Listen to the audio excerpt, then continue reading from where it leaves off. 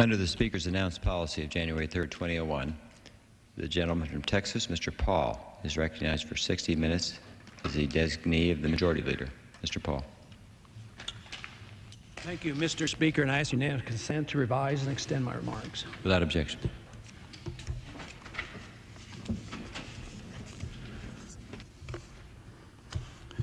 Mr. Speaker, the question I want to address today is, has capitalism failed again?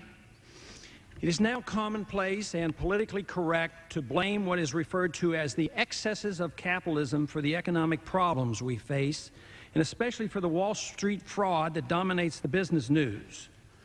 Politicians are having a field day demagoguing the issue while, of course, failing to address the fraud and deceit found in the budgetary shenanigans of the federal government for which they are directly responsible. Instead, it gives the Keynesian crowd that run the show a chance to attack free markets and ignore the issue of sound money. So once again, we hear the chant, capitalism has failed, we need more government controls over the entire financial markets. No one asks why the billions that have been spent and thousands of pages of regulations that have been written since the last attack on capitalism in the 1930s did not prevent the fraud and deception of the Enrons, the WorldComs, and the Global Crossings. That failure surely couldn't have come from a dearth of regulations. What is distinctly absent is any mention that all financial bubbles are saturated with excesses in hype, speculation, debt, greed, fraud, gross errors in investment judgment, carelessness on the part of the analysts and investors, huge paper profits, conviction that a new era economy has arrived, and above all else, pie-in-the-sky expectations. When the bubble is inflating, there are no complaints. When it bursts, the blame game begins.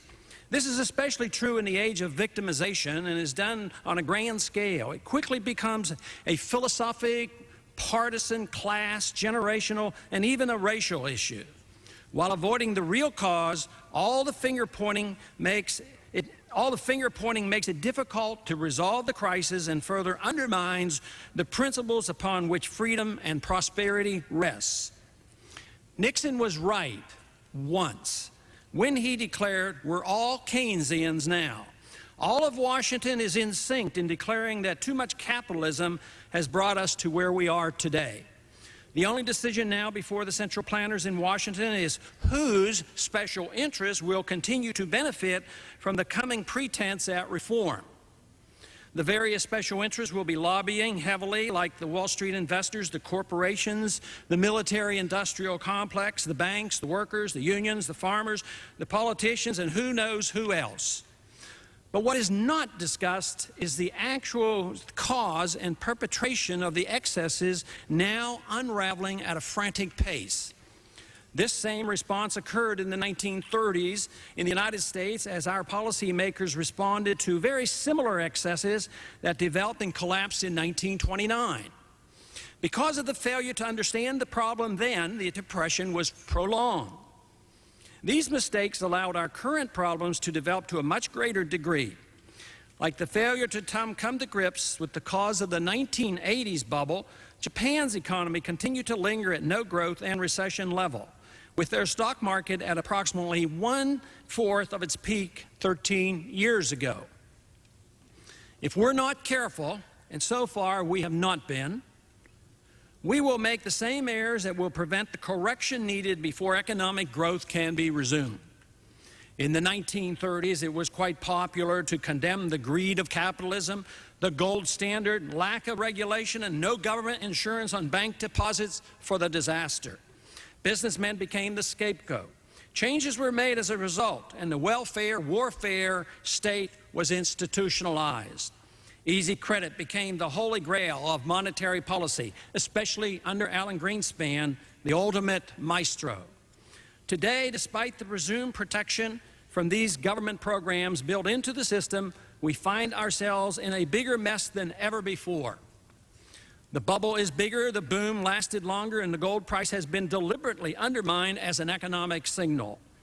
Monetary inflation continues at a rate never seen before in a frantic effort to prop up stock prices and continue the housing bubble. while avoiding the consequences that inevitably come from easy credit. This is all done because we are unwilling to acknowledge that current policy is only setting the stage for a huge drop in the value of the dollar. Everyone fears it, but no one wants to deal with it. Out of ignorance, as well as disapproval for the natural restraints placed on market excesses that capitalism and sound markets impose, capitalism is not only rejected, it's blamed for all the problems we face. If this fallacy is not corrected and capitalism is even further undermined, the prosperity that the free market generates will be destroyed.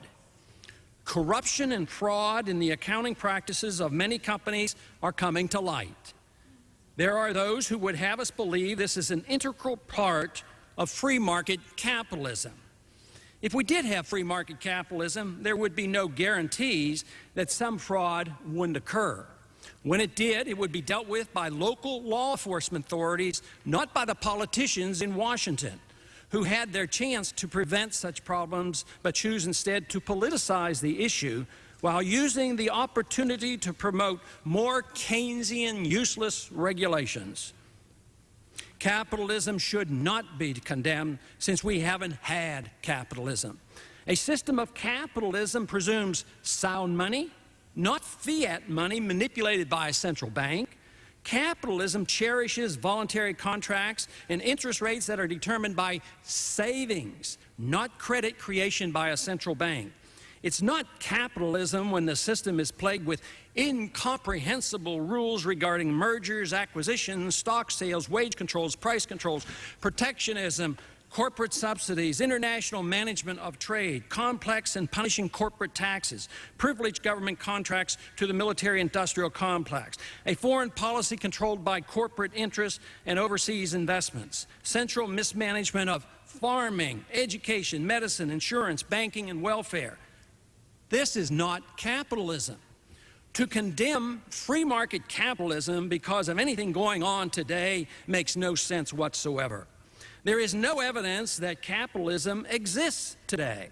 We are deeply involved in an interventionist planned economy that allows major benefits to accrue to the politically connected of both political spectrums.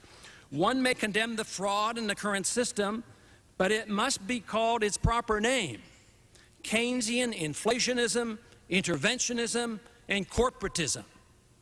What is not discussed is that the current crop of bankruptcies reveals that the blatant distortions and lies emanated from years of speculative orgy were predictable.